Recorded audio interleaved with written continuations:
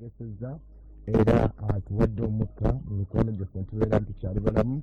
Mwasuze mutya era musibye mutya mikono gyaffe abalungi abatuwuliriza nga muli Kwemusa Radio emmere y'omwoyo gu 98.7 mikono gyaffe wano mu Kampala Uganda kuliraana mu bitundu bino ebya Kampala ng'oli ku 10.7 ab'e Masaka 17.7 mikono gyaffe abalungi abatuwuliriza oli Mbalala 10.7 ab'e Masaka 9.7 ab'e Kabale mikono gyaffe Mukama asiimwe mulirejo ate nga naawe ali effort ng'oli ku 9.6 mikono gyaffe abalungi abatuwuliriza atubalirizaako empaako yawe Mukama asiimwe nammwe abali ku 9.6 ab'e Masindi mikono gyaffe mbalamusizaako nnyo era nammwe mbalamusizaako nti empaako yawe mikono gyaffe abalungi abatuwuliriza abali ku 9.5 abali e Mubende muna tubalamusizaako nnyo abali ku 13.9 mikono gyaffe nga muli Uganda muli mutya Gumba Gumole mu linnya erya Mukama Yesu ate nammwe mikono gyaffe nga muli eyo Embale nga muli ku 9.8 Mulembe mu linnya erya Mukama Yesu ab'Embale Mulembe mu linnya erya Mukama Yesu omwana wa Katonda omulamu mikono gyaffe abalungi abatuwuliriza tubalamusizaako nnyo olunaku olwayo nammwe abali Kwemusa Radio 2028.com nga muli mu diaspora muli mawanga ag'enjawulo kontinensi ez'enjawulo mikono gyaffe tubaagala nnyo muli puroguramu bwemusaba awulira olunaku olwaleero mu linnya erya Mukama Yesu ate nga mutulaba ne ku Internet TV nga muli ku mukutu ogwa Startimes 283 mikono gyaffe abalungi abatuwuliriza ate nga muli ne ku GoTV 849 mikono gyaffe abalungi abatuwuliriza next nga ebyataano mu 3 mikono gyaffe abalungi abatuwuliriza Facebook nammwe mutugoberera Internet TV sharinga followinga likinga mu linnya erya Mukama Yesu Facebook Kwemusa Radio mikono gyaffe abalungi abatuwuliriza era kola bwotyo ate ne ku mukutu gwa YouTube mutunosana fellowship era abeera ng'osubscribinga ate likinga ate nokusharinga mu linnya erya Mukama Yesu omwana wa Katonda omulamu mu maanyi ag'omwoyo omutukuvu ndi Vincent muwanguzi mulondogo mukwano gwe muddu wa Mukama muweerezaawo ng'ali mu studios mikono gyaffe abalungi abatuwuliriza ku puroguramu ey'olunaku olwaleero ennaku z'omwezi zino ziri 5 omwezi gwa 3 mu mwaka 2024 mikono gyaffe abalungi abatuwuliriza mu linnya erya Mukama Yesu Kristo omwana wa Katonda omulamu era ng'essaawa za Internet TV ne Kwemusa Radio ziri essaawa 10:04 ez'amakya ga leero era gyongera okubuuzaako nti Mukama yeebazibwe ekiramuso ekyo ekyamaanyi g'omulokole ng'ate naawe atali mulokole atutuze era tugamba nti musize mutya mu linnya erya Mukama Yesu katwebaze Mukama mikono gyaffe abalungi abatuwuliriza ate tugende mu maaso naye nga tunakwebaza Mukama musimbatte mugerwa omwana Mama Justin Mugera lwagala nnyo wano emutundu era wetusinza okubeera nga tubawuliriza era nga service igenda kubeerawo mikono gyaffe abalungi abatuwuliriza olunaku olwaleero mu linnya erya Mukama Yesu Kristo omwana wa Katonda omulamu service igenda kubeerawo era tandika ssaawa 3 tugenda ddala olw'eggulu ate n'ekiro tubeerawo era n'okusaba mikono gyaffe okw'amaanyi overnight ebeerawo mu linnya erya Mukama Yesu kulawaka nga osobola okujja n'osaba mu linnya erya Mukama Yesu katwebaze Katonda kitaffe omulungi omutukuvu twagala okwebaza ne ku lwabo abali ku online church Mukama tukwebaliza olwa bonna abatuunize Katonda ffe tukuwa ekitiibwa tukuwa amatendo Mukama oli mulungi oli mukulu ani ayinza okukufaanana Mukama ani alinga ggwe ekisebo oweebwa ekitiibwa ogulumizibwe otenderezebwe era ayi Mukama kitaffe abantu bonna basinzenga ggwe tusinzenga ggwe emirembe gyonna gw'omulamu mu linnya erya Mukama Yesu Mukama tukwebazisa otuwadde omukka omutwesezza otukoze bulungi Mukama Katonda wakatonda tukwebaza olw'abalwadde b'owonyeza gye balongoosezza tukwebaza mukama kitaffe atagoba abo baliko kuzeeri ogenda kubajjako olw'abo bagenda okuzaala mukama tukwebaza kitaffe omwesigwa nyine buyinza katonda bakatonda kitaffe oyo abadde agenda okufa tagenda kufa wanga oli katonda mulamu era ogaba obulamu mukama twewunga gy'oli mu linnya erya mukama waffe yesu tukuwa ekitiibwa mukama wange taata amakya ga leero tusaba saaviisi eno mukama tuganyulwemu mu linnya erya mukama waffe yesu tuteebwe tusumibwe okuva maanyi gonna ag'ekizikiza okuva mu buwange bwonna obwa sitaani okuva mu ndagaano zonna katonda abakatonda ezatusiba buli ayina ekimusibye mukama tusaba katonda obulungi obulirogo ogw'omwoyo omutukuvu mukama gumuyitemu amafuta ag'omwoyo omutukuvu mukama gamuyitemu oyo alina emigugu oyo alina ebikoligo mukama gikutuke oyo alina ebiwuzi mukama obuddemu kitaffe mwesiga biri buyinza oyo gwe baleseewo mukama amasa ga leero tusaba mu linnya lya mukama waffe yesu mukazi oyo muwambaatire ayi katonda ate n'omusajja omukuumeko omukwateko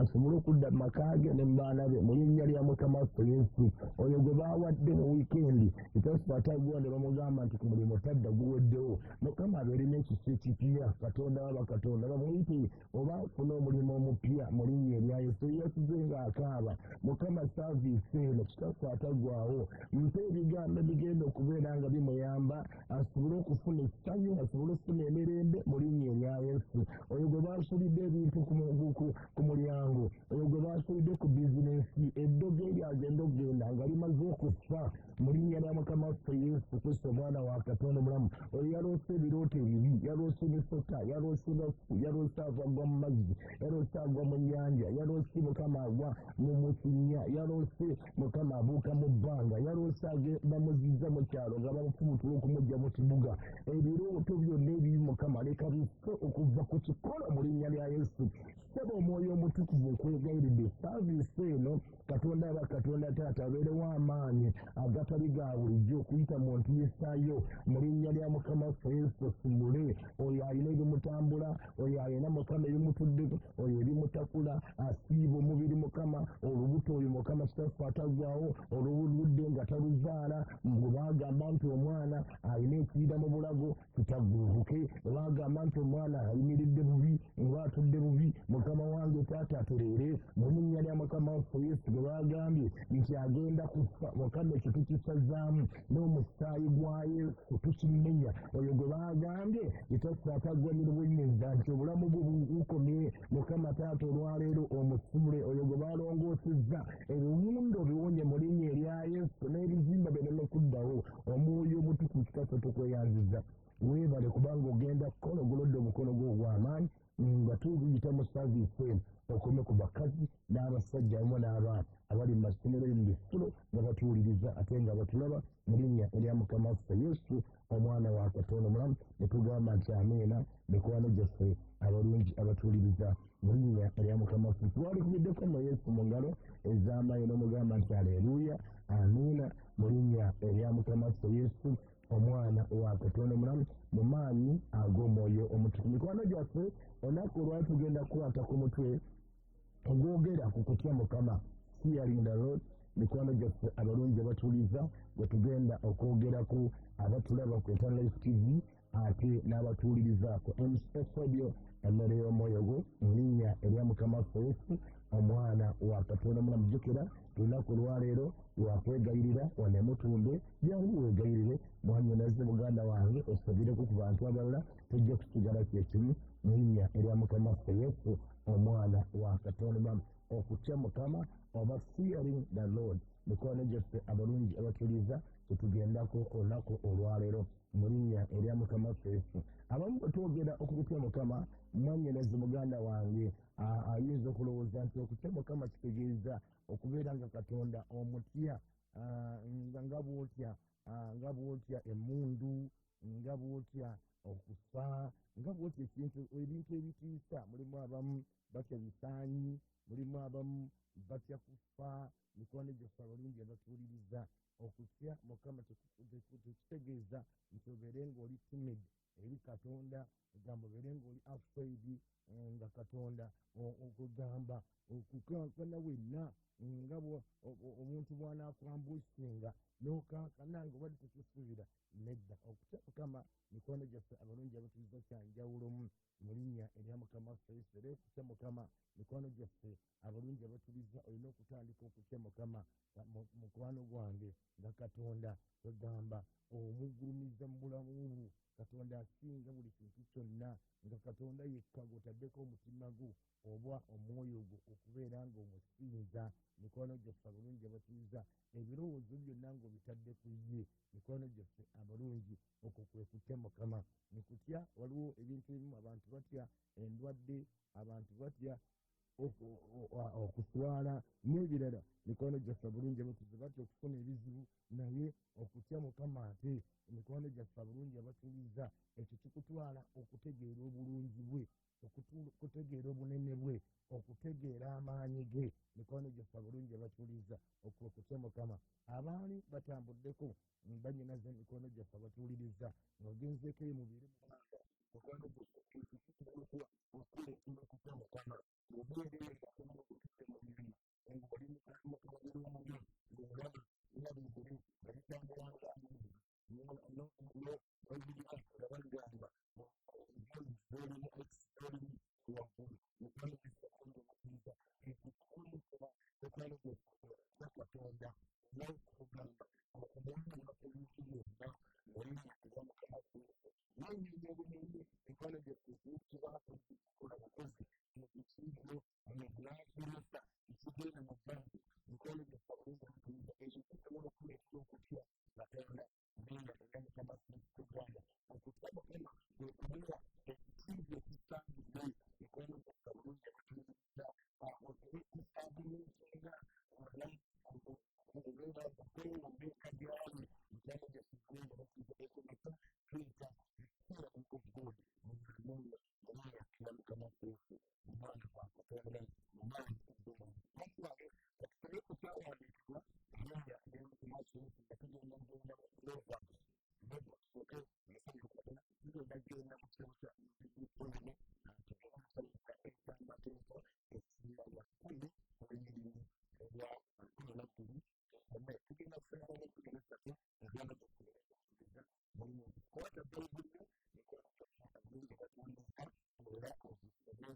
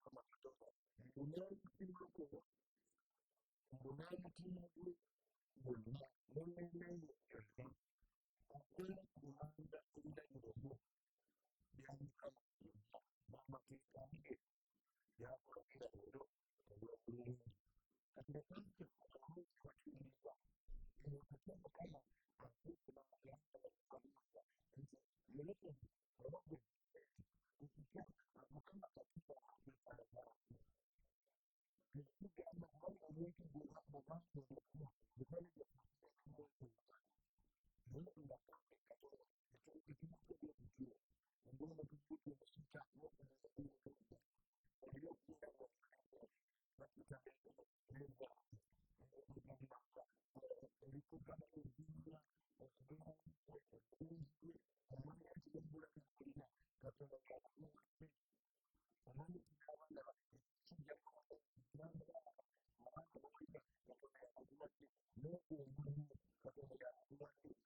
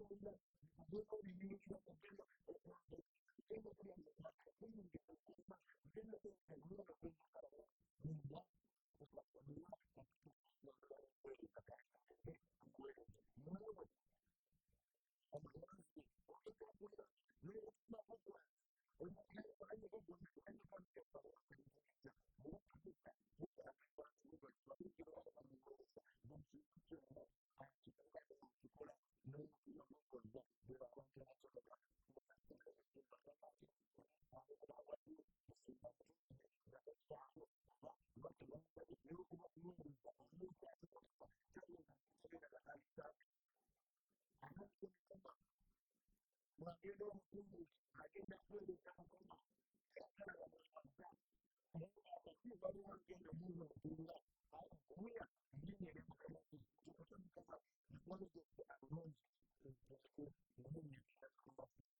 omwana wakatonda ndowooza mulimu mukama eriko ekikukiza ekwanokulaba agenda mukulaba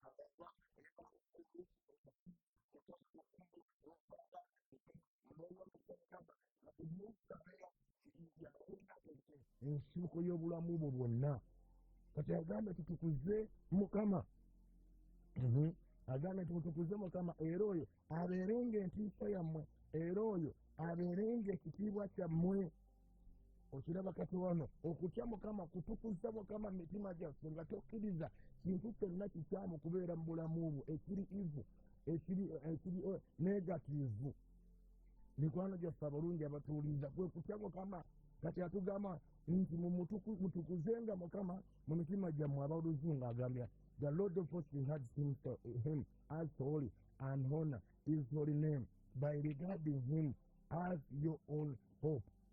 Kati mikwano gyaffe abalungi abatuuliriza yesu omwana wa katonda omulamu ayagala tubutukuze emitima gyaffe nga ye gw'olaba nga ye ogamba ye byonna byonna mu bulamu bwo toteeka mutima gw'ebintu mukama yeebazibwe muntegeera mikono gyaffe bulungi nti anaabeera entiisa yaffe anaabeera ngaekitiibwa kyaffe mu linnya lya mukama waffe yesu omuntu atya mukama mikono gyaffe tatya mizibu tatya balogo kubanga amanyi nina ow'amaanyi asinga ebintu byonna mukama yeebazibwe nina ow'amaanyi asinga emisambu asinga balubaale gwe ntukuza neobanga ti bino nga ebiri kati waliwo ejjengo eryagolokoka lyakwogera ku baweereza ba mukama bw'obeera omuweereza wa katonda ng'oli eyo ng'otya mukama ebigambo by'abantu bityakuuti totya bigambo sirikabesse gwe tukuza mukama mu mutima gwo katonda ow'amazima agenda kwogerera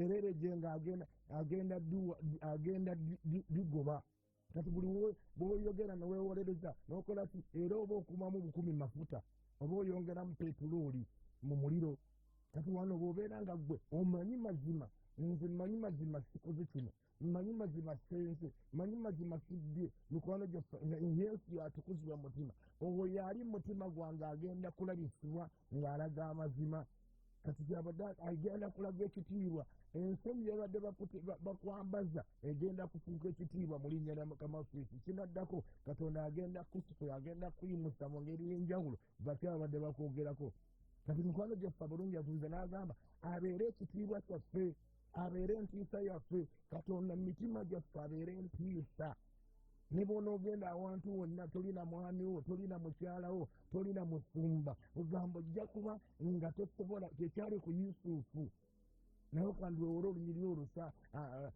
yusufu essula ya lubereberye 39 bannyinaze baganda bange abandaba n'abampuliriza mikwano gyaffe bulungi abatuuza yusufu yatukuza mukama mu mutima gwe ng'akyalina maka ga kitaawe nga baganda bagenda ne babba embuzi za kitaawe n'endiga ne bazirya ne bazitunda ne bakama amata ne bagatunda ku ttale naye nga yusufu ye yali atukuza mukama mu mutima gwe nga yagaana ki ayido kyonna yajjanga n'aloopa ewa kitaawe era yusufu olw'okuba yatya mukama ng'amutukuza mu mutima gwe yafuuka ekitiibwa kye kitya n'amuleetera ekirooto n'aloota ekirooto ng'ekirooto yakulira ab'effamire bonna ekyavaako n'obuzibu era ekyamuviirako n'omutunda baganda be naye nga katonda ali wamu naye era yamanya nti ali wamu naye era teyabanyigira omuntu atya mukama tanyigira bantu kuba bayibuli egamba kutya mukama tojja kulaba omuntu gwe kukyawa obubi mu linnya lya mukama waffe yesu kati mikwano gyaffe yusufu ne bamutwala ewa potifaali olw'okuba yalina atukuza katonda ng'atya katonda asabumitinga katonda ye byonna mu byonna mu bulamu bwe mukulu gy'ali alaba katonda alina okwagala alina ekisa alaba katonda mutukuvu gy'ali mikwano gyaffe yusufu naye yabeera mutukuvu mukama we n'amuwa ebintu byonna eby'omu nnyumba ye n'atuuka n'okumuwa ne ATM kaadi ye n'amuwa ne pini namba era olw'okuba yusufu yali atukuza katonda mu mutima gwe ng'amutya kino kyekyaliwo muka potifaali bwe yamwetayira emirundi emingi si mitono ebiseera byayita ng'omukazi buli kaseera ajja yeyambudde naye olw'okuba yali atukuza mukama n'aga nti gwe mukazi gwe tebaakundekera tebaakumpa mukama wange yandekera byonna naye gwe teyakumpa era yadduka emisinde n'addusa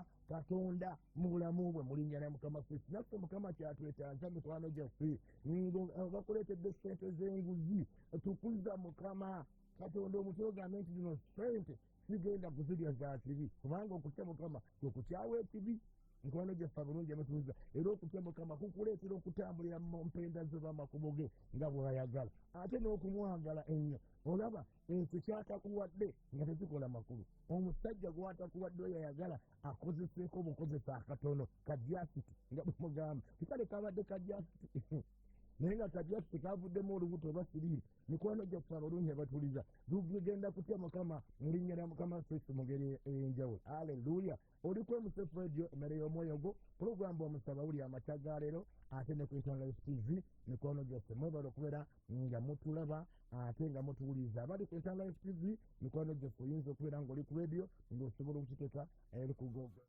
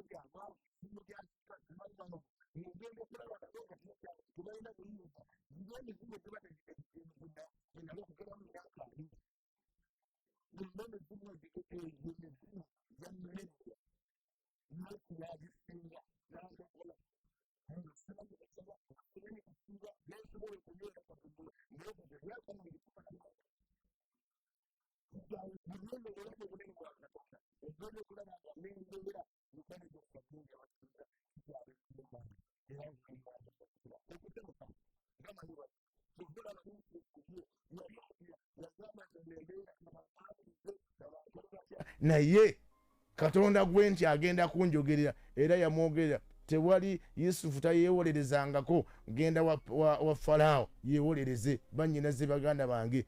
Falaawo yennyini Katonda yakozesa abantu okumulanga. Mwannyinaze muganda wa Katonda agenda kulanga. Gwe abadde ayagala obufumbo kankuweko kano tuweekuzaakuze bino ti omusajja bisimanya bakulabe bino abamu abatera okugamba nange naffe batuwaseeko mwewandiisa obubaluwa mwesindisa mmesi ebyo biveeko tya mu Mukama gwe. Mukama Katonda agenda kulanga ojja kufumbirwa mu linnya Yesu bakuba embaga ey'akabi mu linnya lya Mukama waffe Yesu omwana wa Katonda omulala. Gamba nti Yesu nkutya mu linnya lya Mukama waffe Yesu omwana wa Katonda. Tugendeko mu Yona essula emu oba Jona chapter 1 verses 9 mu linnya erya Mukama waffe Yesu. Jona chapter 1 verses 9 agamba atya Yona ono mikono gyaffe yali muweereza wa Mukama, nabbi wa Mukama w'amaanyi. Era Yona nga Mukama yamugamba agende Nineve. Olwa Nineve omusango yali nga balina obubi wickedness nga bubi basamira bayenda bakola ki byonna gasiya namugamba nti genda. Naye olw'okuba Yona yali yakwatirwa obujjo lwa Nineve nga yalaba baali bakola bubi, yalaba baali bakola ensobi maaso ga Katonda ate Katonda ayagala basaasira. Yona n'agamba nti kaŋŋende Talusiisi. Naye bwe tugenda wano mu kyawandiikibwa agamba atya? Olunyiri lwa 9 Yona agamba atya wano? Yona essula emu olunyiri lwa 9 Jonah chapter 1 verses 9 agamba bw'ati, n'olw'16 tugenda dusoma. Agamba bw'ati nti awo abantu bwe baatya ennyo, olunyiri lwa 9 lwe tusoma, n'abagamba nti ndi Mwebbulaniya, ntya Mukama Katonda ow'omu ggulu eyakola ennyanja n'olukalu.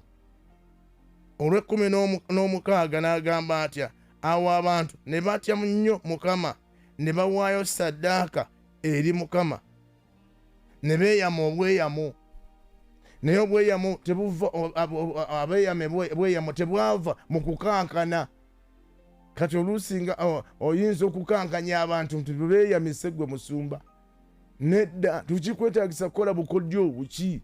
Mikwano gyaffe abulungi abatuuza gwe tya Mukama mu bulamu bwo. Abantu Katonda ajja bapaswedinga, ajja bapromptinga okukola ky'oyagala mu linnya lya Mukama waffe Yesu. Kati wano omusajja ono Yona agamba nti nze nali omunzi Omwebbulaniya, natyanga Mukama kubanga Mukama mukulu, Mukama munene, eyakola ennyanja, eyakola eggulu. Kati ekyaleetera Yona okutya Mukama kubanga yamanya nti Mukama is the creator of the heaven and the earth.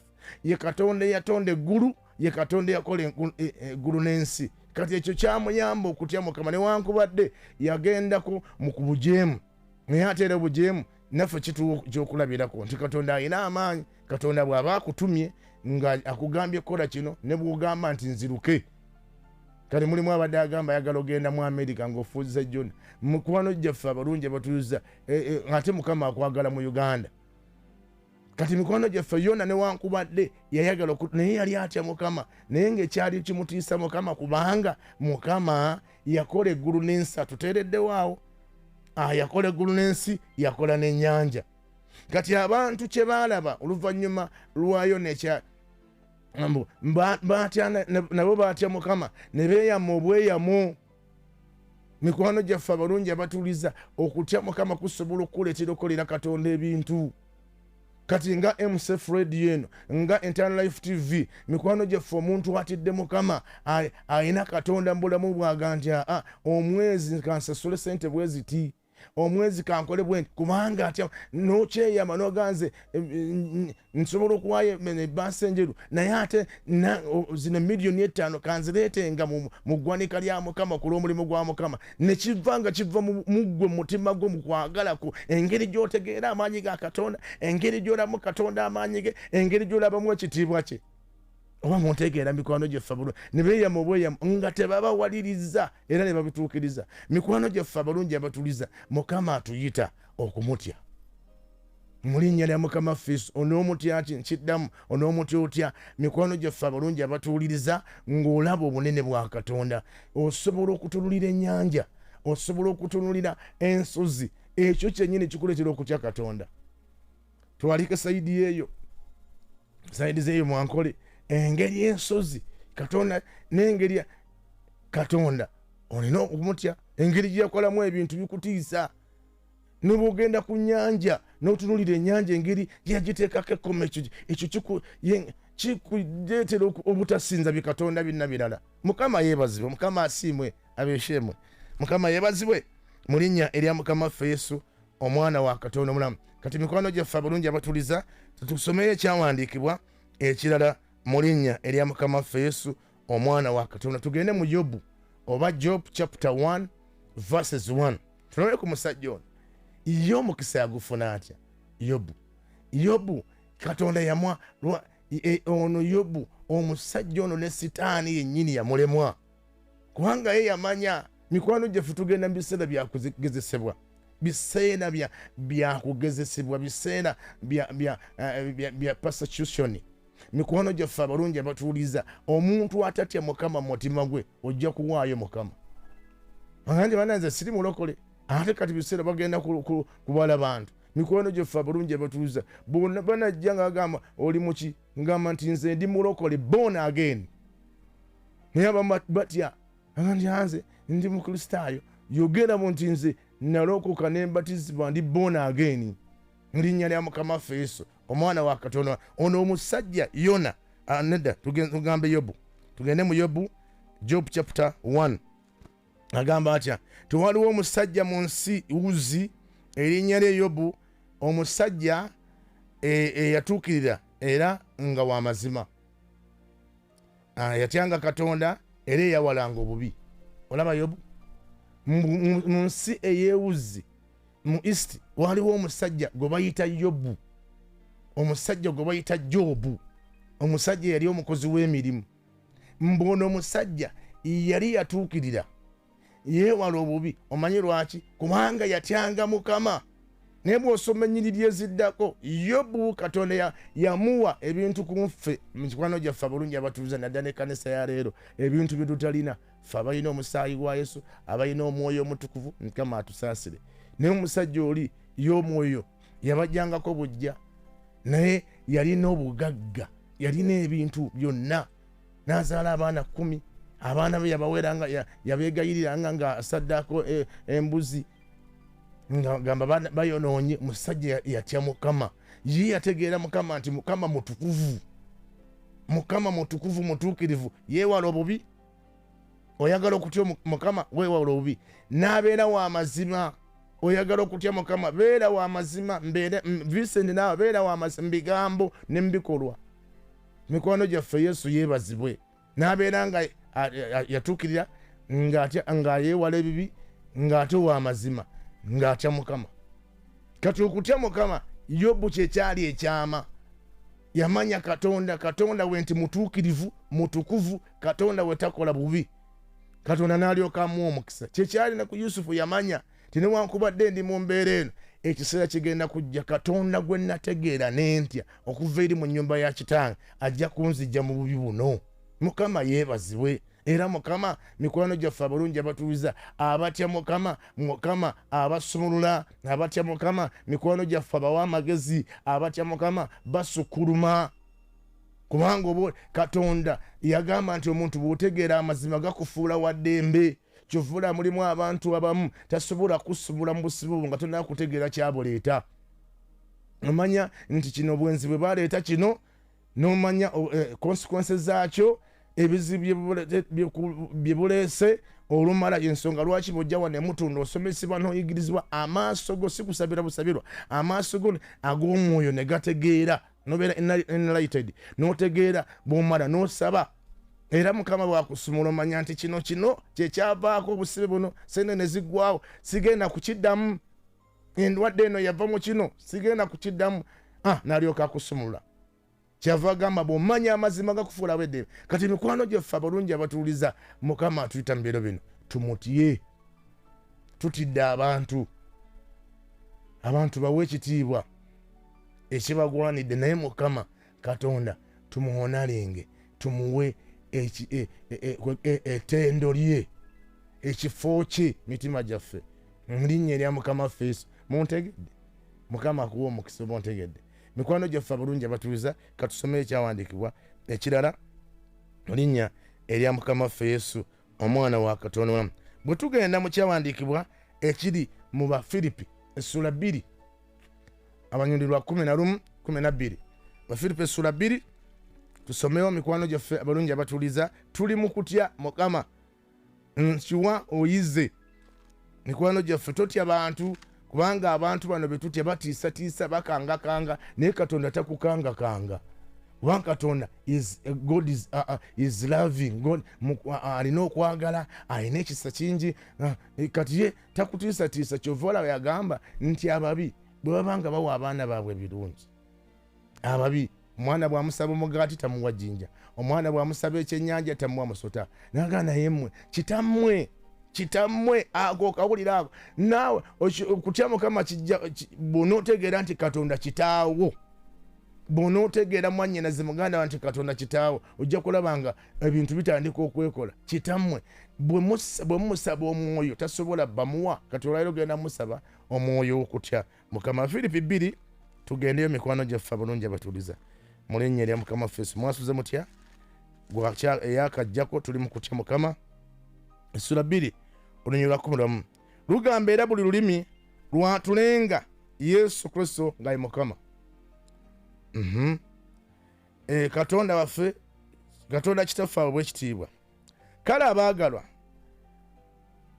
bange, nga bwe mwawulira ennaku zonna, naye kaakano kanziremu, kale abaagalwa bange, nga bwe mwawulira ennaku zonna, singa ze mwabeerawo lukka, naye kaakano okusinga ennyo nga siriiyo, mutuukirizenga obulokozi bwammwe bwennyini n'okutya n'okukankana.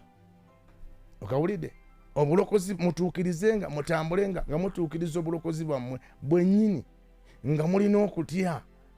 Nsigambye nti okutya kuno naye nga nkwegamba nga Katonda omulaba is worthy to receive the honor, the glory. Kwegamba ekyo kikuleetera okutya Katonda. Ne bwekuba omuntu atya Mukama omulabira ne mu kusinza, kugamba olaba nga yina eyirudinze eri Katonda, kubanga alaba kugamba n'okugamba nti linnya Yesu, kugamba aba owulira nga aba alina alinga afunye ekintu ekyo alifunye ekyoyagala ennyo ku nsi. Oba muntegedde? Mukama yeebazibwe. Kati agambe bannange, so singa we naliwo, Pawulo yali agamba Bafiripi, so singa nze we naliwo nga mutya Katonda, mulaga nti musaba ne basiriiyo, mutambule n'obulokozi bwammwe, ng'obulokozi bwammwe nga mutambula nga mulina okutya, nga Katonda muwa ekitiibwa ate nga mukankana. Kugamba nga mulaba nti waali buli wantu wonna waali era yasaanidde okuweebwa ekitiibwa. Mikono gyaffe Mukama yeebazibwe. Kati mikono gyaffe nga maliriza, tugenda mu kusaba mu linnya lya Mukama Yesu. Katwongereyo ebyawandiikibwa. Kati obulokozi bwo mwannyinaze, muganda wange ampuliriza, olina okubukwatanga ekyatika. Kyategeeza awo tukkiriza mulenzi oyo kujja kukoona kabina, hakwata kukaki takwa n'olyoka obuuka, muzeeyi wagamba, n'olyoka obuuka, tokkiriza. Beera ng'okankana. Wegamba waliwo nadde nyogera naye, bamutwalako mu kifo ekimu, kankozese katwale tunyumye, bamutwalako mu kifo ekimu, naye bwe bamutwala yali sawuna, yavaayo yaŋŋambye yavaayo ng'awuli alinga atalina mwoyo, kubanga bwe yasangayo ebigambo baayogera byamuggyako omwoyo, n'agamba siriddayo. Treasury nga kiri kyalina, n'awulira nga ayambuddwa, n'awulira nga nebyawulira, yaŋŋambye nti ebigambo yawulira bye yali awulira yali yakoma dda biwulira, kubanga ali mu kanisa nga biri bikadde bizibu, nga byenkana ekkanisa y'Emutundwe. Kale mikwano gyaffe abalungi abatuuze, omuntu atya Mukama n'emboozi buwulira abantu nga batandise kugeya, ogenda okuwulira nga wenna olinga akendeera. Era nze nina enkola yange, mbeera nga adda ku ssimu nga nziruka. Mikwano gyaffe kwe kutya Mukama. Wegamba oba toyagala kumusobyako Mukama, oba owulira nga ne laavu ye toyagala kugyonoona, kye bayita okutya Mukama. Mikwano gyaffe gwe mulenzi gwe abadde azannyazannya, Mukama kaakati tandika omutya. Ogwo omubiri ogwo gw'olina omanyi nti eyo yeekaalu ye is the temple of God. Obeere nga oguwa ekitiibwa, ojja kulaba Katonda ng'akola emirimu eminene mu bulamu obwo mu linnya erya Mukama Yesu. Kati Bayibuli egamba etya? Okutya Mukama amagezi magasookera. Oyagala amagezi? Tya Mukama. Ani agaba amagezi? Katonda. Buli lw'olaba omunene bwa Mukama, buli lw'olaba obukulu bwa Katonda, ekyo kyotegeera ye revelation gy'ogendamu okugenda ebuziba. Buli w'ogenda ebuziba magezi g'ofuna. Kyava agamba nti obuziba bukowoola obuziba. Tojja kufuna gano ga mayigirize n'abasoma Mukama agenda bawa amagezi, naye njogera ku magezi ag'obwa Katonda. Amagezi Katonda agawa bamutya, n'akuwa amagezi agatabeerangawo mu linnya erya Mukama Yesu, omwana wa Katonda. Kati katugendeko mu kyawandiikibwa kino ekiri mu tugende mu Ngero essula 8 olunyiriri lwa 13 atugenda kusoma n'engero 16 lunyiri lwa 6 engero 8 lunyiri lwa 13 abimekwana bulungi abatuuliza. Proverbs chapter 8 verses 13 agamba atya? Agamba bw'ati nti okutya Mukama kwe kukyawa obubi, amalala essukuti, ekkuba ebbi, n'akamwa akabambaavu byenkyawa. Okiwulidde ekyo? Nti mu kutya Mukama kwe kukyawa ekibi. Nkinzizaayo wali kye mbagambye nti bugamba owulira omuntu bw'oba otya Katonda, owulira nga toyagala kwogera kigambo kibi, owulira nga kwegamba Yesu nga yakufuukira byonna mu byonna era ye byonna mu byonna, kwegamba obulamu bwo ng'owulira kwegamba ngono toyagala gufe. Kati agambye nti okutya Mukama kwe kukyawa ekibi. Gamba nti aye Mukama nyamba nkyawa ekibi mu linnya erya Mukama Yesu. Kwe kukyawa ekibi.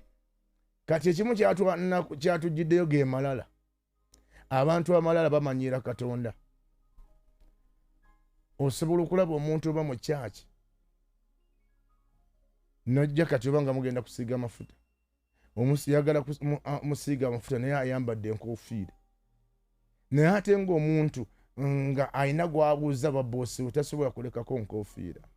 Naye okimanyi omuntu singa abeera nakyo munda eri munda mutima nti bwe nsanga omuntu omukulu mu mukulu bwe musanga enkofiira njijjako ne maaso ga Katonda omuyinza w'ebintu byonna enkofiira tasobola kubeerako. Kati mikwano gyaffe amalala gano amalala gakuleetera okumanyiira Katonda. Era osanga abamu kati nganze kankyogere, osanga abamu ena asaba akutte mu nsawo rababa rababa, eno bwe yeetakula emikono giri mu nsawo, eno bw'asaba bwe yeetakula. Mikwano gyaffe abalungi abatuliza amalala gakuleetera okumanyira Katonda. Mulimu ebintu ebimu mikwano gyaffe abalungi abatuliza kubanga Katonda totegedde bunene bwe, totegedde maanyi ge, totegedde kwagala kisa kye n'okusaba okwo kwembaasaba Katonda. Kuba kyova olaba mikwano gyaffe mulimu abantu abamu kati ng'olaba Bahibulu bagenda okusaba yeebikka bafukamira. Mikwano gyaffe abalungi abatuuliza ate mulimu ne bannaddiini abamu olaba abagenda kusaba kikatonda kyafukamira okukiwa ekitiibwa. Naye ffe mikwano gyaffe omuntu atya Katonda tekikuleetera kugamba nti wanika emikono, tebamala kugamba nti kaakati zibiri z'amaaso, tebamala kugamba nti kaakati kola bwoti nti kati fukamira. Gwe omuntu atya owulira buwulizi nga kikwetaaza kufukamira. Bwebayogedde oba kukwene owulira buwulizi nga owulira nga wenna omementu sewetaaga kwene kufukamira. Kati mikwano gyaffe abalungi abatuliza omuntu atatya Mukama abeera n'amalala, abeera n'olugezigezi, essukumbuli, essukuti nga bwagambye wano n'agamba munaakamwa akabambaavu by'oyagala by'oyogera. Leero okuvuma n'ebirala Mukama Katonda agenda bitujjamu mu linnya erya Mukama waffe Yesu. Mukama yeebazibwe. Program bw'omusaba wulira. Kati bwe tugenda bw'oba kyawa ekibi, kyawa obubi, buli lw'onookyawa obubi Katonda obulungi bujja genda bujja gy'oli. Atandike okuyingiza mu buziba bwe mulaavu ye, ojja kulaba ng'akuzaaza by'otozaalanga. Kati ekisembayo tugende mu kusaba. Engero essula 16 olunyiriri lwa 6 tulusome n'olw'omusanvu kubanga lukola bulungi. Agamba atya? Twanguye budde butugoba mu linnya erya Mukama Yesu. Mukama asiimwe, abishemwe. Agambye etya ngero? Agamba bw'ati lunyiriri lwa 16 nti omutima, ngero 16 agamba nti omutima ogw'omuntu guteesa ekkubo lye, naye Mukama ye aluŋŋamya ebigere bye. Nedda munsaasireko nsomerola.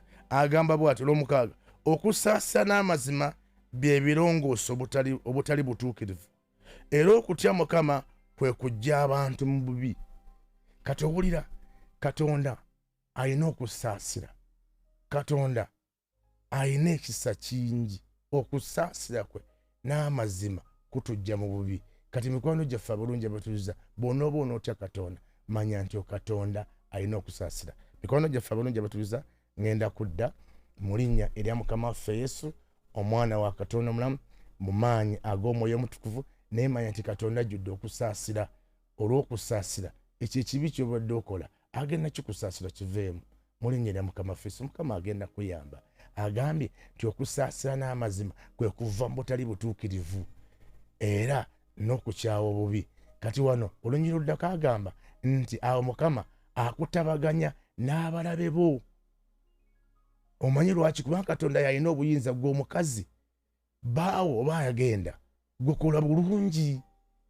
Tya Katonda totandika kukola naawe otandika okwesasuza bajja kugoba ate ng'omusajja eyali mu bibi ajja kujja kusanga toliiwo akugobe. Gukola bulungi kola byayagala mu linnya lya Mukama waffe Yesu newankubadde yafuna Agali. Kati ekyo okutya Katonda k'ofunye mu bulamu bwo kujja genda kumuwamba naye onaavaamu ng'akomawo ng'atuula mu ntebe wuuyo ng'ava mu ntebe agenzeeko mu kinaabiro wuuyo mu kisenge ebinaddako tombuuza. Mukama yeebazibwe. Kankome mu linnya lya Mukama waffe Yesu Kristo.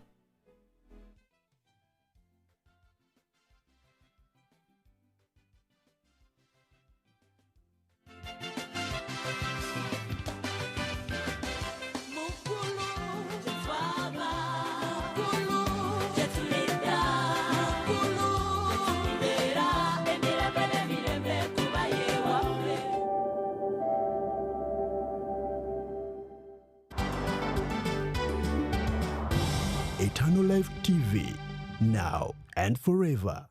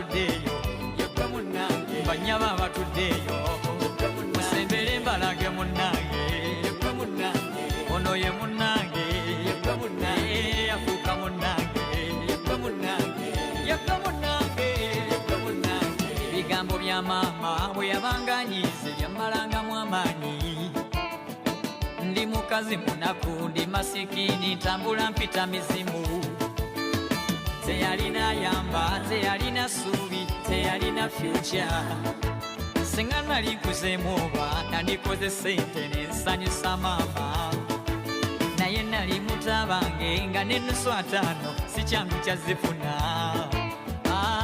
naye Mukama olina. Eternal Life TV, now and forever.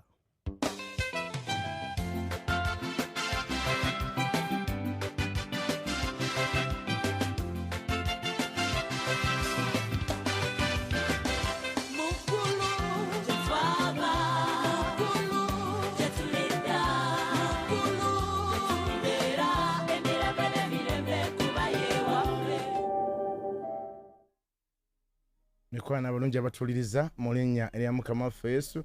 Tukomyewo mu ssaawa yaffe esembayo mu dakiika zaffe mugenda okukubira essaala mu linnya erya Mukama waffe Yesu. Musumba Tomugero abaagala nnyo mikwano gyaffe abalungi abatuliriza, mwebale okubeera nga mutuwuliriza ate nga mutulaba mu linnya erya Mukama waffe Yesu. Kati tulinayo ebirango byaffe ebiri special announcements mu mwaka guno mikwano gyaffe abalungi abatuliza okubatizibwa oba kubayita baptism mikwano gyaffe kugenda kubeerawo ku lunaku lwa 6 ennaku z'omwezi ga 9 mikwano gyaffe abalungi abatuliza okusomesebwa kwa ku lwa 3 nga 6 ate ne ku lwokuna nga 7 essaawa zigenda kubeera mikwano gyaffe 3 ezakumakya wali emutundu ku kanisa mu linnya erya Mukama waffe Yesu. Ate abatiini mikwano gyaffe baakulaba tebannaba kukulaba oli mu courtship n'omulenzi mikwano gyaffe abalungi abatuwuliriza nga toli single mother gwe wakava mu university oba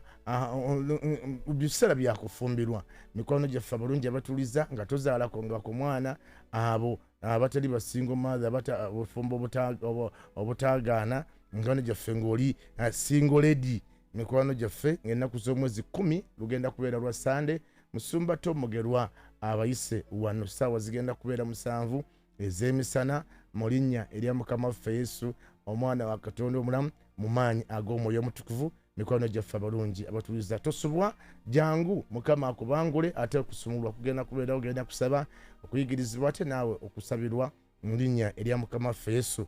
Kati mikwano gyaffe mutulaba ku Inter Life TV ate mutuuliza ku MCF Radio emmere y'omwoyo gwo mu linnya erya Mukama waffe Yesu omwana wa Katonda omulamu.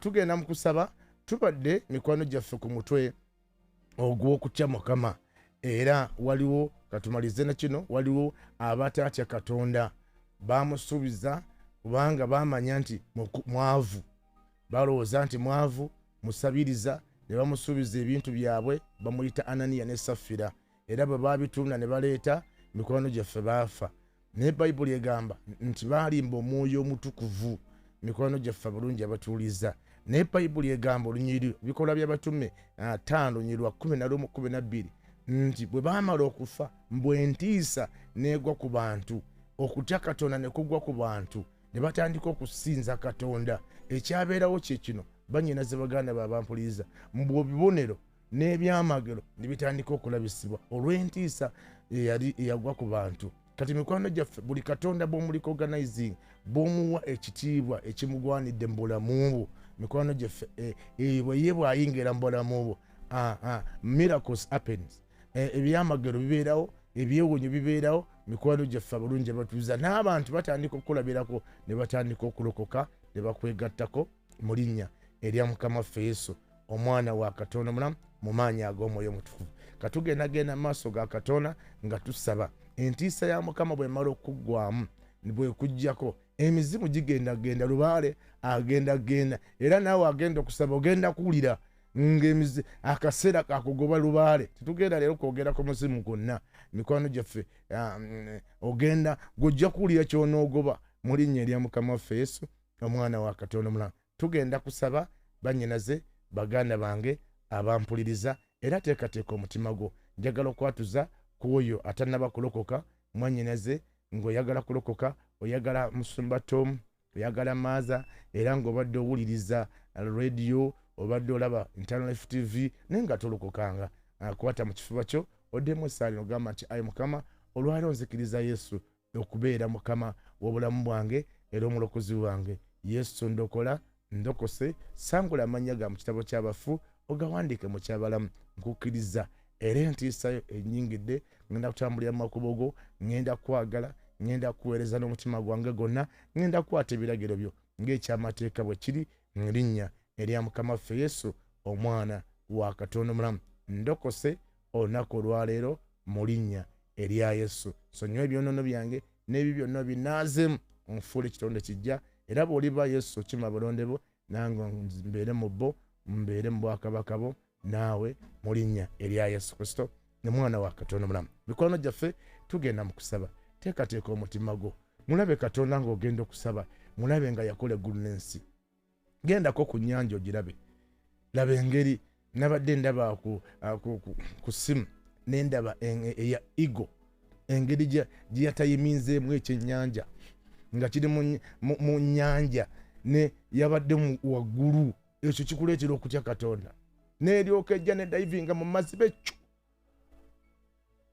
nga tekyalabika naye nagenza okulaba kati nga ngirabako ebiwawaatiro katono ngolowooza ekinyweza naye ekinyonyi kiri igo oba empungu yeewuunyisa yakwata ogw'ennyanja nga gunene naye yagukwata mutwe wano mu bigunde we yanyweza eno nga kirwana nga yenywezezza negira olwavudde nevaayo nakyo negenda kati ebyo nakikuleetera okutya Katonda.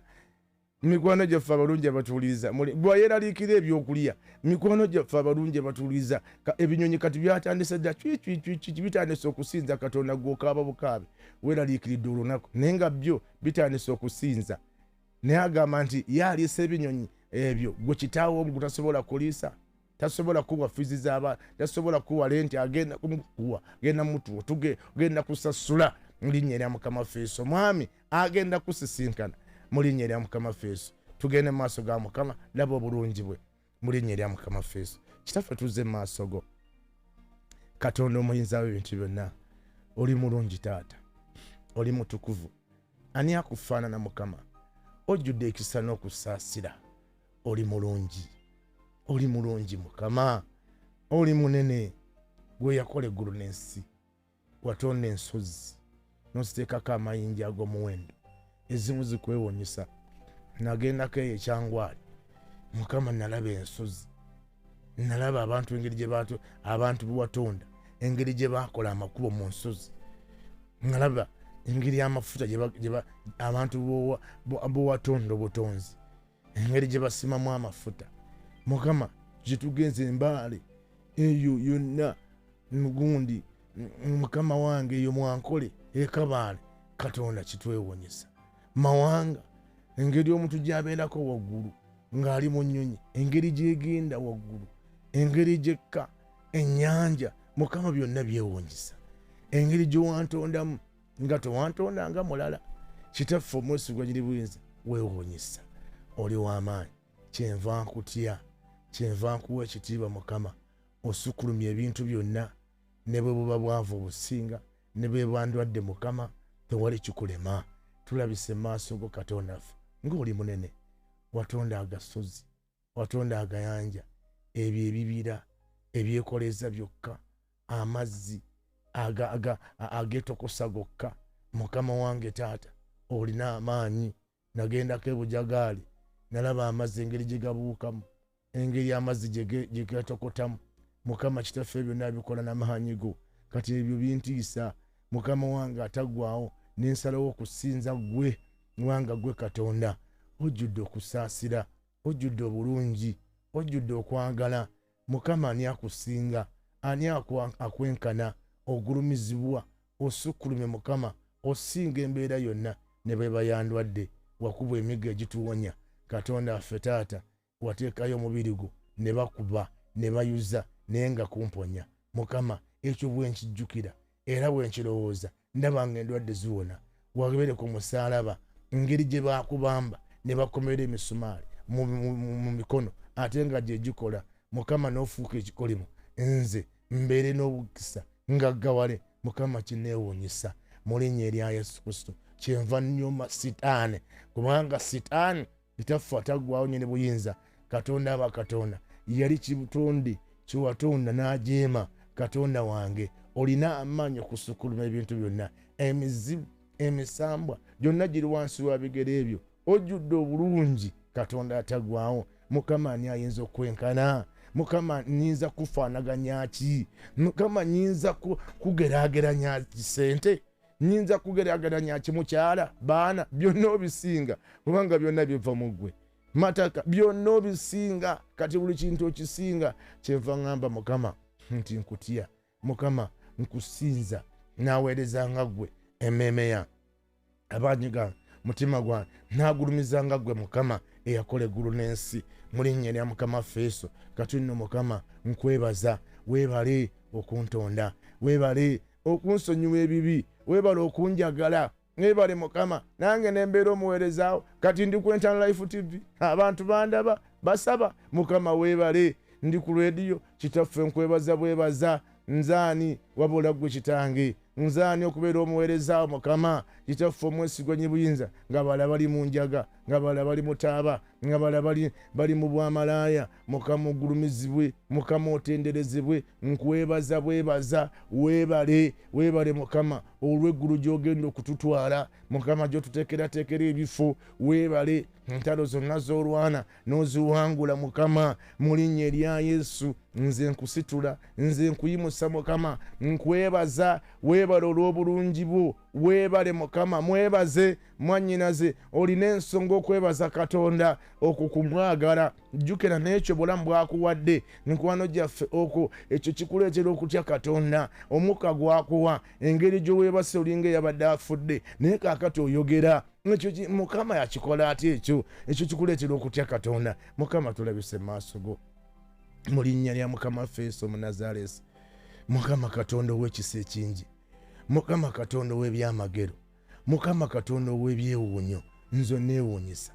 Ndabise maaso go, kitaffe atagwawo. Dawudi yagamba nti ani ayinza okwekebera mu byoloono bye? Mukama wange Taata, kitaffe omwesigwa nnyini buyinza, tulina bye tubadde tukola nga tukumanyiira, n'oluusi bye twogera nga twogera kukumanyiira. Kitaffe omwesigwa amalala, esukumbuli, sukuti, butasonyiwa. Mukama kwogera bubi nga biri naffe Mukama wakaffe. Naye tuzze mu maaso go, ayi Katonda omulungi, nga bw'ogambye nti Mukama akwagaza ki Vincent, akwagaza ki Rebecca, kwe kumutya. Mukama tuzze mu maaso go, tusaba kusaasirwa nga tusonyiwa okusooka abatukoze obubi. Oba wasonyiwa, ffe lwaki tetusonyiwa? Tubasonyiwa aye Mukama, era naffe tusaba kusonyibwa, kubanga tubadde n'amalala mangi, tubadde n'olugezigezi, tubadde n'okwepanka, tubadde tukumanyiira Mukama nga tulowooza twenkanankana naawe. Tusonyiwe aye Katonda, tunaaze n'omusaayi gwo Yesu.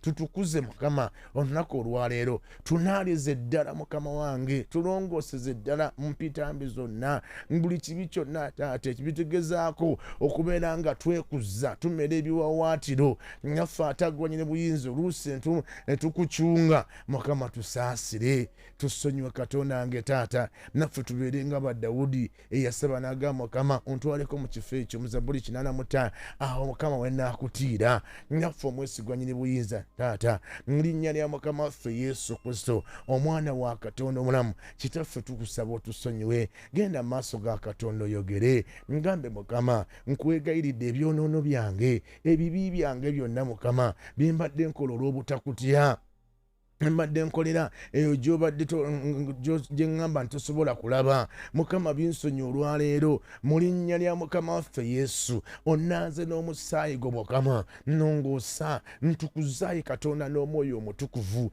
mu linnya lya Mukama waffe Yesu, kubanga kye neetaaga kwe kukutya. Ogambe nti okutya Mukama kwe kukyawa obubi. Mukama mugambe obubi obumbaddemu obw'ebirowoozo, Mukama bonnaazeemu n'omusaayi gwo.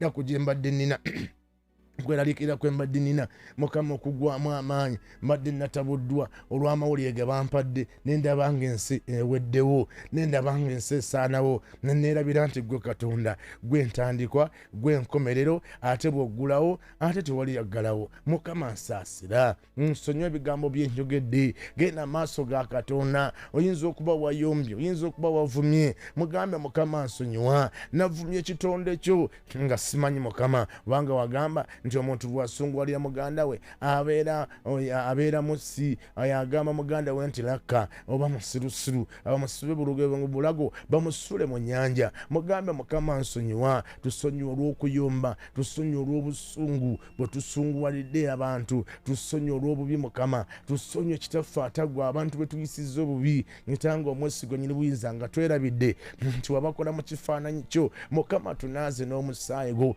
twenenyeza ddala Mukama era twatula ebyonoono byaffe. Ayi Mukama tukwegayiridde mu linnya lya Mukama waffe Yesu, otunaaze amakya ga leero mu butakutya bonna etanga atagwa nnyini buyinza, kubanga tubadde tulowooza nti ffe twetondawo, ffe tweteekawo, ffe twebeezaawo, ffe twewa omukka. Mukama ebitusonyiwe lugezigezi lwaffe, naye tuzze mu maaso go tutegedde mu linnya lya Mukama waffe Yesu nti gwe mu byonna mu byonna Mukama tuzze tutukuze gwe mu mitima gyaffe, ffe onootuwa ekitiibwa onootutambuliza mu makubo go nga tukutidde kubanga omuntu Mukama omuntu assaamu omuntu ekitiibwa Katonda atagwawo oyo amulaga asobola n'omutwala mu kisenge naffe tubadde tuli awo nga tuli abalokole abaleshalo itaffe atagwawo kubanga tukutya n'otututwala mu buziba n'otutwala Mukama mu buziba mu buyama mu kubikkulirwa naye tukomyewo olwaliro Katonda affe Taata mu linnya lya Yesu Kristo omwana wa Katonda omulamu otusonyiwe buli kyonoono na buli kibi kyonna otunaalize ddala n'omusaayi gwo naddala obutakutya okumanyiira kwe tukumanyidde Mukama tuba mu kyaki netubeera ku WhatsApp Katonda waffe bitunaazemu byonna n'omusaayi gwo abamu kitaffe atagwawo Katonda aba Katonda nange omwesigwa byetukola ebikuweesa kitiibwa naye amakya ga leero nkwegayiridde Mukama wange tusonyiwe mu linnya lya Mukama waffe Yesu omwana wa Katonda omulamu otunaaze n'omusaayi gwo Mukama ogambye nti okutya Mukama itaffe atagwa kwe kuva mu bubi ate okutya Mukama amagezi mwe gasookera kitaffe amagezi gabadde gatubuze era nga twogera nze ntabuddwa amagezi gambuze simanyi na kyakkola nga tulina Katonda omunene ow'amaanyi ne tubeera frustrated ne tubeera nga tulina Mukama ennaku etabangawo okweraliikirira ne twesanga ffe bolokola abalina Katonda nga tubeera mu maziga nga tubeera mu bulumi nga tulina ekyoto ekitokota mu bulamu bwaffe kya maziga kya bulumi eno twambala ebweru naye nga munda tufa tusonyiwe gwakebera emitima tunaaze n'omusaayi gwo Katonda aba Katonda tutukuze Mukama tusaba otuyambe mu linnya lya Mukama waffe Yesu byonna ebyo ebibadde bitulimu okumanyira olugezigezi okwogera obubi Mukama okutubaddemu okutunaalizeemu ddala n'omusaayi gwo era otwambulire ddala ng'amakya ga leero mu linnya lya Mukama waffe Yesu Mukama tusaba itaffe atagawo tukuzibwe mu mitima gyaffe Taata itange entiisa ye neebeera mu ffe n'emizimu ginaatutya Mukama abalogo banaatutya itaffe atagwawo kubanga kyawandiikibwa tutonda mu kifaananyi kyo era mu mbalayo abantu banaalaba Katonda muffe Taata ne bakutya ne bakankana kyenva nkukaabira Katonda wange mu linnya erya Mukama waffe Yesu gwe Katonda yalwanirira abantu entalo etaffe nga Dawudi eyayiga okukutya Mukama nga wakuba Goliyaasi ng'akozesezza kayinja buyinja ne yalina ebyokulwanyisa Mukama kitaffe naffe ogenda tulwanira ate oba tulina omusaayi tulina Mukama ekiga tulina omwoyo omutukuvu tulina bamalayika Katonda waffe amakya gayo tukukoola mu linnya lya Mukama waffe Yesu otukuzibe mu mmeeme zaffe otukuzibe emitima gyaffe Mukama Katonda ba Katonda Mukama otulabise ekitiibwa tutambule naawe omulaba anadduka nga tewali amugobye emizimu egitusibye ginaatuvaako bikawula abafu ebyo ebirootolooto ebitemeddewo eyo embeera eziremeddewo ebyo ebirwadde ebyo ebizimbazimba Mukama itaffe ataggwawo obwavu bunaavaawo mu linnya lya Mukama waffe Yesu buli mbeera yonna eneevaawo kubanga tukutya oyogedde mu kigambo kyo Katonda aba Katonda Taata itaffe omwesigwa nyiri buyinza nti abo batya Mukama itaffe abalaga ekisa Mukama ekisono okitulaga nga Katonda aba Katonda tulalaba ebirungi ebyo bye tunoonya ebyo tubadde Mukama tuwaalira onoobitusembeleza Mukama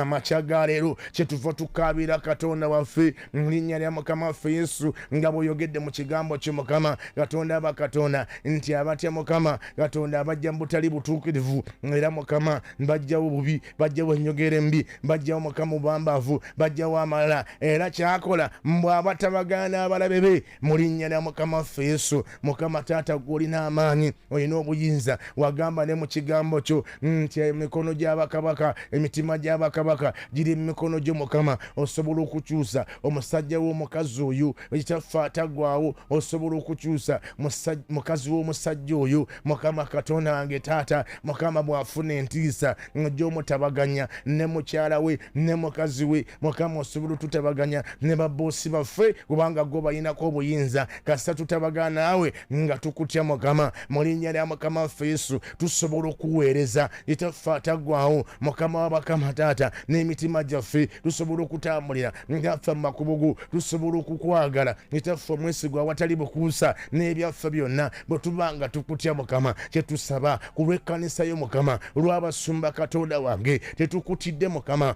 akyala b'abasumba tebakutidde n'abaweereza tetukutidde Mukama abakkiriza nentiisa sitaani yagitujjamu ey'okutya Katonda etaffe mwesigwa giri buyiza naye olwali tukomyewo kubanga twetaaga okulaba ekitiibwa kyo mu kanisa twetaaga okulaba ebintu nga bikolebwa ebiri supernatural kitaffe atagwawo naye entiisa yo yegenda obisika twetaaga okulaba abantu nga banywezebwa mu bulokozi nga tondaba Katonda kitaffe atagwawo nga tebya bivaamu naye entiisa yo bwenejja mu kanisa abazze tebajja kuddayo mu linnya lya Mukama waffe Yesu Katonda waffe tukukabirira ng'amakya ga leero twetaaga ntiisa yo Mukama tusomesa okutya Mukama tuyigiriza okutya Mukama tuwe ntiisa nga tondaba Katonda taata mu linnya lya Mukama waffe Yesu mitima gyaffe emanya nti yegwe Katonda emanya nti gwe mulokozi nemanya kitaffe atagwawo gwayinza ebintu byonna emanya nti gwagenda okutuwa byonna bye twetaaga Mukama kitaffe atagwawo okwemulugunya kunaatugwamu Mukama kitaffe amaziga ganaakala Mukama onootusesenseko mukwano gwaffe omulungi linnya lya Mukama waffe Yesu Mukama w'abakama taata nentiisaayo etaffe etwambale neyambala omukazi oyo eyambala omusajja oyo etaffe atagwawo abadde alina olugezigezi abadde alina Mukama embala embi ngava atagwanyire buyinza anaategeera nti n'omukazi oyo etaffe omutonda mu kifaananyi kyo mba nkwegayiridde Mukama nkwegayiridde kitaffe ne ku lw'abaana abo linnya lya Mukama waffe Yesu Mukama ku lw'amaka gaffe Mukama ku lw'obuweereza bwaffe Mukama ku lw'emirimu gyaffe entiisa ye gibeeremu tunaatunda ebintu eby'amazima minzaani zinaatereera obanga tulina entiisa tunaakolanga mirimu egya gavumenti nga tukola nga tumanyi tukolera Katonda enguzi tetuugirye Mukama kitaffe atagwawo enguudo tunaazikola nga ziguma buli kintu kyonna kubanga tutya Katonda linnya erya Mukama waffe Yesu Mukama tusabidde abakulembeze baffe Mukama tusabidde abakulu Mukama tusabidde ntaffe ababoosi baffe yonna mu bitongole Mukama entiisa ye babeereko Uganda Mukama tukutye linnya lya Mukama waffe Yesu omwana wa Katonda omulamu abantu banaava mu busamize abantu banaava mu bulogo abantu banaava mugenda mu bannabbi b'obulimba kubanga tunaategeera nti yegwe Katonda atagattibwako kintu kyonna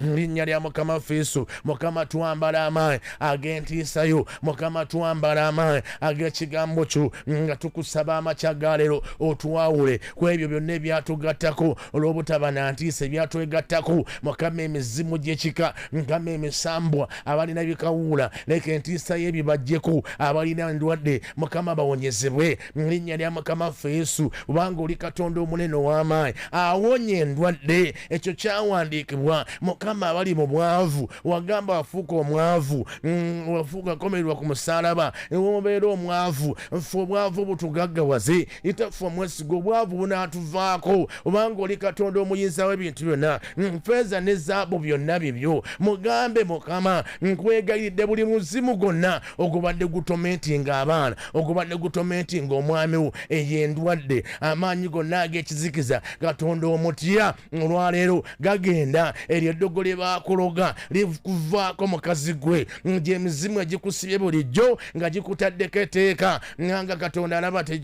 tomutya egikuziyiza ne gikulemesa leero gigenda linnya erya Yesu Mukama akutwala mu matwale go akutwala mu mukisa go linnya erya Mukama waffe Yesu omwana wa Katonda omulamu Mukama ayamba omusajja oyo Mukama Katonda bakatonda abadde alemererwa bulijjo okuyitamu kubanga Mukama taata ng'olaba mutima gutakutya etaffe bw'anaagenda gy'alina okugenda agenda kwonooneka agenda kubivaamu ebyebulokole ngaffe atagwa olwaleero ng'entiisa bwe muyingidde muyambe Mukama wange taata abaana abali mu masomero Mukama tubasabira ngateekemu entiisa Mukama banaasanga bali b'ebisiyaga nga naasanga bamalaaya n'abenzi n'abakaba ngaffe atagwa entiisayo eneebakuuma Mukama nga taata omusajja oyo omukazi oyo omulimu gy'agenda Mukama bw'anaabeera n'entiisa etaffe atagwa otaakyusibwe anaasigala ng'akusinza mu linnya lya Mukama waffe Yesu omwoyo omutukuvu tusaba omwoyo w'entiisa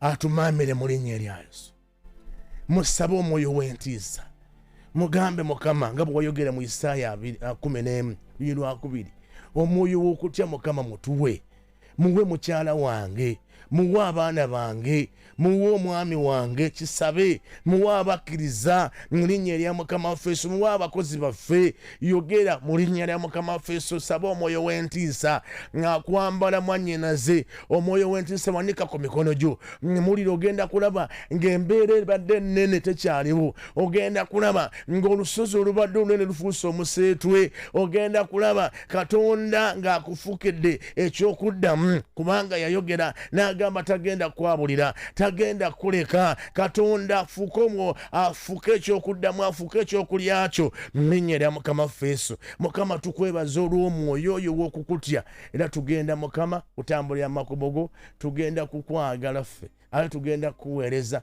n'emitima gyaffe gyonna, tukwate ebiragiro byo mbu bulungi mu linnya lya Mukama waffe Yesu, omwana wa Katonda omulamu.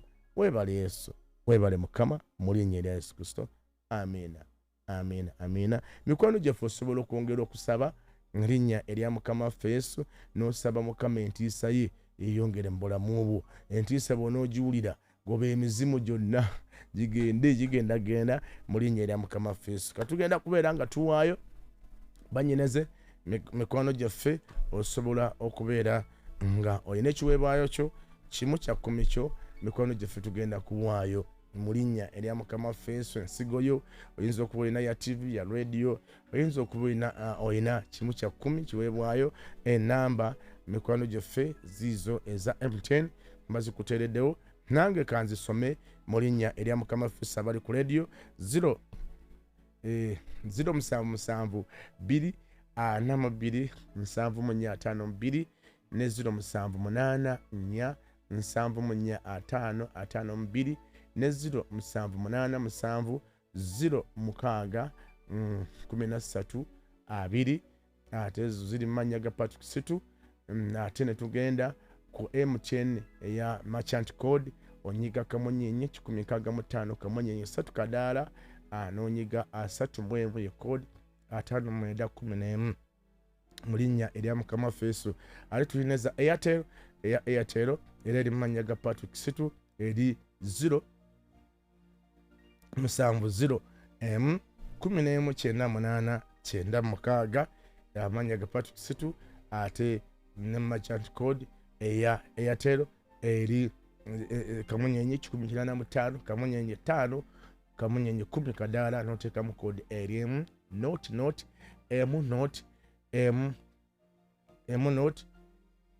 M233 ereeta mu Tulefshire Fellowship Ministry. Kati ziri ennamba ez'amasimu osobola ozikozesa ku Western Union, Sendwave ne Man Express.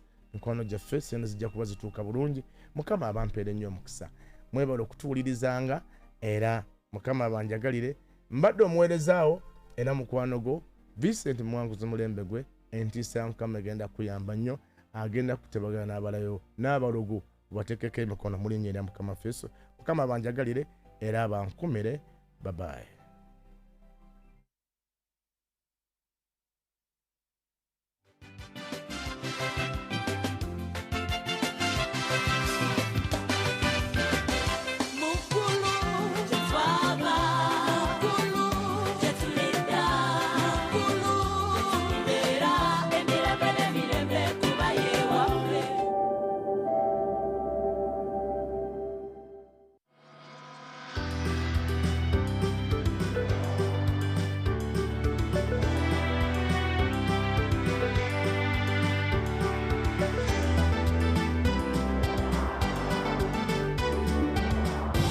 Eternal Life TV, now and forever.